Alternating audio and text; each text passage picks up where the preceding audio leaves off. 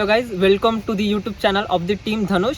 सो हमारी जो एक टीम थी जो स्मार्ट इंडिया हैकेथॉन को गई थी, तो चलिए आइए देखते हैं कि हमारी जर्नी कैसी थी। हम हमारा एक्सपीरियंस शेयर करेंगे, हमने क्या किया था, कहाँ से शुरुआत की थी, हमारा प्रिपेयर था कि नहीं था, हमें पता था कि नहीं था, सारी बातें यहाँ पे डिस्कस होने वाली है। तो चलिए आइए जानते हैं। लेकिन आखिर में आपको एक बहुत अच्छी टिप मिलने वाली है जिससे आपको पता चलेगा कि हाँ, स्मार्ट इंडिया हैकेथॉन में आप भी जा सकते हो। जी हाँ, आप भी जा सकते हो। तो चलिए देखते हैं। तो सबसे पहले जानते हैं कि स्मार्ट इंडिया हैकेथॉन होता क्या है। ये जो हैकेथॉन है ये गवर्नमेंट ऑफ इंडिया की तरफ से 2017 से चालू है, और इसमें जो विनर रहता है, जो विनिंग टीम रहती है, उसको 1 लाख रुपीज़ का प्राइज़ दिया जाता है। जी हाँ, आपने बिल्कुल सही सुना है। तो चलिए देखते हैं। इसमें 2 फेजेस होते हैं। एक तो है इंटरनल हैकेथॉन जो कि कॉलेज लेवल पे अरेंज किया जाता है, और दूसरा है जो स्मार्ट इंडिया हैकेथॉन होता है वो जो कि नेशनल लेवल पे अरेंज किया जाता है। तो आइए जानते हैं कि इंटरनल हैकेथॉन क्या होता है और इसमें कितने टीम्स सिलेक्ट होती है और कौन सा क्राइटेरिया होता है। चलिए। इंटरनल हैकेथॉन क्या होता है? नेशनल से पहले इंटरनल हैकेथॉन होता है जिसमें आप कैंपस लेवल पे अपने राउंड्स होते हैं 2। एक होता है प्रेजेंटेशन राउंड और एक होता है टेक्निकल राउंड। पर इन सब के लिए पहली रिक्वायरमेंट क्या है? आपके पास एक बहुत अच्छी टीम होनी चाहिए। SIH का क्राइटेरिया है कि एक टीम में 6 मेंबर्स होने चाहिए, जिसमें मिनिमम 1 गर्ल इज़ कंपलसरी। एक से ज़्यादा गर्ल्स भी हो सकते हैं या 6 के 6 गर्ल्स भी हो सकते हैं, बट मिनिमम 1 गर्ल तो चाहिए ही चाहिए। तो आप ऐसा नहीं कि आप बस यार दोस्त हैं और आपने मिलके बस एक टीम बना ली। आपकी एक बहुत एक बैलेंस टीम होनी चाहिए जिसमें टेक्निकल के भी लोग हैं, कम्युनिकेशन के भी हैं, मैनेजमेंट के भी हैं, एंड आप सारे मेंबर्स एक दूसरे से बहुत कोऑपरेटिव हैं, क्योंकि ये बहुत मेन चीज़ है। अगर वैसा नहीं है तो आपकी टीम में बहुत डिबेट्स होंगी और इसी में टाइम वेस्ट हो जाएगा। It should be a cooperative team. ये हो गया टीम कैसे बनानी चाहिए। सेकेंडली होता है कि इंटरनल हैकेथॉन में कितने राउंड्स होते हैं। There are the 2 rounds. First is presentation round and second is technical round. Presentation round में आपको 10 मिनट दिए जाते हैं, जिसमें 5 मिनट में आपको अपनी PPT एक्सप्लेन करनी होती है और 5 मिनट में Q&A होता है, जब जजेस आपको क्वेश्चन एंड आंसर्स पूछेंगे। जजेस भी आपके कैंपस के मतलब के प्रोफेसर्स ही होंगे। तो दिस इज इंटरनल हैकेथॉन। फिर उसके बाद आता है टेक्निकल राउंड, जिसमें आपने अपने मॉडल पे क्या वर्क किया है, आपके प्रोजेक्ट के बारे में आपको सब बताना रहता है उस टेक्निकल राउंड में। वो प्योरली एक्सप्लेनेशन बेस्ड होता है। इसके बाद ये दोनों राउंड होने के बाद कुछ 10 टीम सिलेक्ट होती है और 5 वेटिंग में होती है, और फिर बाद में आप बढ़ेंगे 3rd राउंड की ओर। तो अब जैसे देखिए कि अब आपका इंटरनल हैकेथॉन का रिजल्ट आ चुका है। इसमें 15 शॉर्ट लिस्टेड टीम्स है, इसमें 10 सिलेक्टेड टीम्स हैं और 5 वेट लिस्ट की टीम है। जो ऊपर की जो 10 टीम सिलेक्टेड है वही एलिजिबल होती है अपनी गवर्नमेंट पोर्टल पे अपना जो प्रेजेंटेशन है उसमें उसकी डिटेल्स फिल करने के लिए, अपना प्रेजेंटेशन अपलोड करने के लिए। वहाँ पे एक ऑप्शन यूट्यूब का भी होता है, तो हम आपको रिकमेंड करेंगे कि आप यूट्यूब की वीडियो भी वहाँ पर डालें ताकि वो उनको और अच्छे समझ में आए, ताकि वो लिंक पे क्लिक करें और वो जो आपके एवेल्यूएटर्स हैं वो आपके लिंक पे देख सकें। तो अभी PPT का फॉर्मेट भी होता है उसके अंदर, इसमें 4 स्लाइड्स का होता है, मैक्सिमम 4 स्लाइड्स का होता है सिर्फ। तो उसके अंदर एक स्लाइड तो आपको सिर्फ ऑर्गेनाइजेशन आके problem statement ID, problem statement name, team name उसमें चल जाता है, और एक आपका लास्ट स्लाइड जो होती है वो आपका टीम मेंबर डिटेल्स और आपका जो भी वो है कोऑर्डिनेटर है उसका नाम में चले जाता है या मेंटर का नाम में चले जाता है। तो आपके पास सिर्फ होती है 2 स्लाइड्स। 2 स्लाइड्स के अंदर आपको आपकी आइडिया और सोल्यूशन इतना क्लैरिफाई करना है, इतनी क्लैरिटी से आपको मेंशन करना है कि जो भी आपकी ऑर्गेनाइजेशन का एवेल्यूएटर है पर्टिकुलर, जैसे हमारा कोल इंडिया लिमिटेड है, आपका AICTE हो सकता है, आपका दूसरा कोई और हो सकता है, तो वो आपको सिलेक्ट करना है, आपको इतना क्लैरिफाई करना, आपको यहाँ पे क्रिएटिविटी दिखानी है। तो यहाँ पे होता है। उसके बाद में क्या होता है कि अगर आप जब पोर्टल डाल देते हैं फिर वो 1-2 महीने में रिजल्ट आते हैं। हो सकता है वो डिले हो सकते हैं, लेकिन हमारे टाइम पे हमें 2 महीने के बाद में रिजल्ट आए थे। तो अब देखते हैं जब रिजल्ट आया तो उसके बाद क्या होता है। द मोस्ट अवेटेड पार्ट, अब हमारे 3rd राउंड का रिजल्ट के लिए हम वेट कर रहे हैं। और जैसे ही आपका रिजल्ट आता है, और हमारे टाइम पे हुआ था कि हमारा एकदम रिजल्ट पोर्टल पे ऐसे एक राउंड वाइज करके आए थे। हो सकता है कि आपका भी राउंड वाइज आए, तो जब आपको वहाँ पे नाम दिखता है आपकी पर्टिकुलर टीम का, आपके पर्टिकुलर प्रॉब्लम स्टेटमेंट के सामने, तो आपका नाम, आपकी टीम का नाम हो सकता है वो आपका हो या फिर आपके कैप्टन का नाम हो, आपके कॉलेज का नाम हो, तो अलग ही प्राउड मोमेंट रहता है कि गवर्नमेंट वेबसाइट पे आपका नाम दिखना, आपकी टीम का नाम दिखना एक बहुत ही प्राउड मोमेंट की बात होती है। अब इसके बाद में बहुत सारी प्रोसीजर्स बहुत जो इंपॉर्टेंट रहती है कि हमें क्या करना पड़ता है, हमें क्या कैरी करना पड़ता है, हमें क्या क्या प्रोसीजर्स होती है। सबसे पहली बात कि रीइंबर्समेंट आपको तुरंत प्रोवाइड नहीं किया जाता है। रीइंबर्समेंट आपको वहाँ पहुँचने के बाद प्रोवाइड किया जाता है, जो आप ट्रेन से जाते हैं, चाहे आप AC से ट्रैवल करें, चाहे आप 2 टायर से ट्रैवल करें, आप फ्लाइट से ट्रैवल करें, आपको मिलेगा सिर्फ स्लीपर क्लास का फेयर। ये उनका एक रूल ही है कि आप अगर आपके पास में वो नहीं है, फैसिलिटी नहीं है ट्रेन की, सिर्फ बस की है, फिर सिर्फ फ्लाइट की है, आप बहुत दूर से आ रहे हैं, तब भी आपको सिर्फ स्लीपर क्लास का फेयर मिलेगा, लेकिन आप ट्रैवल कर सकते हैं, there are no such boundations. So सीधा बोलते कि आपको पहले आपको खुद फेयर बेयर करना पड़ेगा उसका, या फिर आपको कॉलेज आपको करके देगा डेफिनेटली। तो लेकिन जैसे आप वहाँ पहुँच जाएंगे तो इवेंट के एंडिंग के पहले, मतलब रिजल्ट डिक्लेरेशन के पहले, आपको खुद आपके टेबल पे आके वो आपको पूरा आपका रियम्बर्स कर देंगे, आपका जितना ही पैसा होगा। अब देखते हैं और क्या क्या चीज़ें हमें जानी पड़ती है। जैसे आप हमारे देख रहे हैं कि हमने टी शर्ट पहनी हुई है, तो टी शर्ट एक वो फॉर्मेट देते हैं, तो आप देख सकते हैं यहाँ स्माइल इंडिया हैकेथॉन है, पीछे हमारी टीम का नाम है। हाँ, आपको आखिर में दिखाएंगे उसकी फोटोज़ हमारी, तब उसमें आपको दिखेगा कि हमारे कैसे टीम का नाम होता है। उसमें फॉर्मेट्स अलग अलग थे। हमारे टाइम पे टोटल 6 कलर्स हमको प्रोवाइड किए गए थे, that were red, blue, yellow, white, grey and black. तो ऐसे अलग अलग कलर हो सकता है आपके इसमें ज़्यादा हो सकता है आपके इसमें 3-4 ही हों, तो वेरी करता है पर्टिकुलर हर साल के हिसाब से। 2017 में सिर्फ 2 ही colours, that is black and white, 2 ही कलर थे। और इस साल जब हमने दिया है तो उसमें 15 लाख स्टूडेंट्स ने अप्लाई किया था, जिसमें से बहुत सिर्फ 2180 टीम समथिंग सिलेक्ट हुई थी।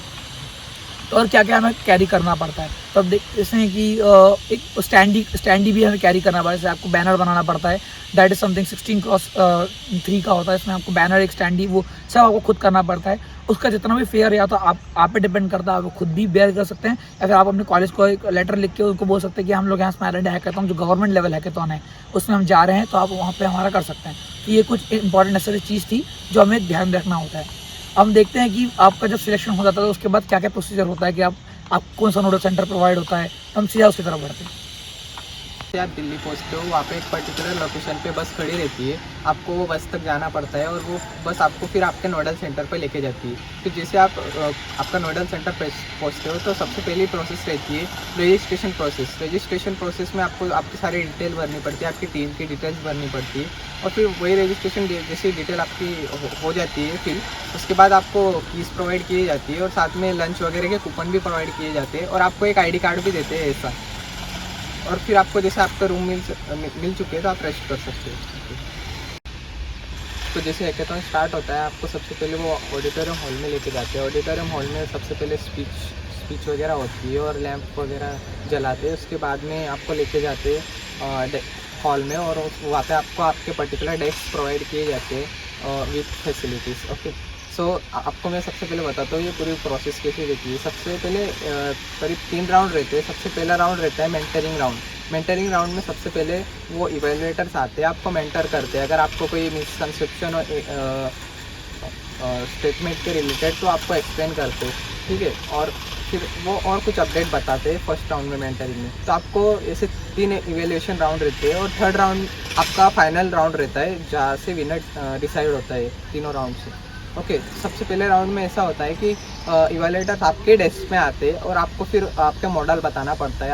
आपका मॉडल बताते हो और आप थोड़ा एक्सप्लेनेशन करते हो आपके मॉडल के बारे में कि आपने क्या क्या बनाया है। तो फिर आपको उसके ऊपर से वो अपडेट्स देते हैं कि आपको ये अपडेट सेकेंड राउंड तक इम्प्लीमेंट करने हैं, ठीक है। तो आपका जैसे सेकेंड राउंड आता है तो आपको वो अपडेट्स उनको बताने पड़ते हैं, क्योंकि वो इवेलुएट करते हैं और वो उस पर से इवेलुएट करते हैं कि आपने वो आपका मॉडल कितने सही से बनाया है, या फिर आपको जो अपडेट दिए वो आपने कितने सही से इम्प्लीमेंट किए। तो और फिर सेकेंड राउंड में वो फिर से कुछ अपडेट देते हैं, तो आपको करने रहते हैं, फाइनल राउंड में इम्प्लीमेंट करने रहते हैं, ठीक है। और फिर जैसे नाइट होती है तो आपको रेस्ट रूम वगैरह प्रोवाइड करते हैं, आपको अगर रेस्ट करना हो तो। पर उधर एक कंडीशन देती है कि एटलीस्ट 4 मेंबर डेस्क पे प्रेजेंट रहना चाहिए और 2 मेंबर जाके अलग अलग से रेस्ट कर सकते हैं, ठीक है। जो थर्ड राउंड रहता है वो आपको फाइनल राउंड रहता है, वहाँ आपका सारा मॉडल, सारा प्रेजेंटेशन जो भी है, मतलब आप सब दिखा सकते हो, क्योंकि वो आपको और टाइम इंक्रीज़ करते हैं और टाइम देते हैं कि आप आपका पूरा एक्सप्लेन कर पाओ, मॉडल वगैरह, प्रेजेंटेशन वगैरह दे पाओ। तो उसके बाद तुरंत ही कुछ एक दो घंटे में आपके रिजल्ट्स आ जाते हैं, तो आपको फिर से ऑडिटोरियम हॉल जाना पड़ता है। वहाँ पे वो प्राइज़ डिस्ट्रीब्यूशन वगैरह होता है और आपको सर्टिफिकेशन वगैरह आपके मिल जाते हैं, और बस यहाँ पे वो राउंड ख़त्म हो जाता है। मोस्ट फेवरेट पार्ट हम आपको शेयर करेंगे हमारा एक्सपीरियंस कि हम लोग वहाँ पे हमने कितनी मस्ती करी नोएडा में, हमने कितने हम कहाँ घूमे। तो हम लोग सबसे पहले जब ट्रेन में बैठे तो हमारे लिए बहुत अलग एक्सपीरियंस था कि हमारे पास कोई मेंटर नहीं था, हमारे पास कोई रेस्ट्रिक्शन नहीं थी। हमने खूब मस्ती करी, हम लोग ट्रेन में गए, वहाँ पे हमने रात में नाच गाने करे, हमने खूब करा। हमें दूसरे पैसेंजर्स तक बोल रहे थे कि आपको नहीं करना चाहिए, वो सब शांत रहो, लेकिन हम फिर भी मस्ती कर रहे थे। अब वहाँ क्या क्या हुआ देखते हैं। हाँ, जब जा रहे थे तब तो बहुत ही मज़ा आया है, और वहाँ पे जाने के बाद भी बहुत ही मज़ा है। जैसे कि हमने वहाँ पे जाने के बाद हम नाचे भी थे, जो कि स्मार्ट इंडिया हैकेथॉन में, यानी कि अंदर जब हैकेथॉन होता है उसके बाद उनको भी पता चलता है कि हाँ, बच्चे बोर हो रहे हैं, बच्चों का जो माइंड है वो थोड़ा सा ये ट्विस्टेड हो गया है। रिक्रिएशनल एक्टिविटी की हाँ रिक्रिएशनल भाई एकदम बढ़िया नाचे थे, बस डीजे वीजे लगाया था ये वहाँ कोई पे। नहीं नाचे थे, हम दो ही नाचे थे सिर्फ। मैं हम भी दो ही था, नाचे थे। मैं एक दो स्टेप करी थी भाई, हम दो ही नाचे थे। पहले आ नहीं रहा था। हाँ अरे हम तो अच्छे से आ रहा था, लेकिन हाँ। उसके बाद हम लोग मेट्रो में बैठे। कैसा लगा मेट्रो भाई। में? बहुत अच्छा एक्सपीरियंस था, चलिए आगे बढ़ते हैं।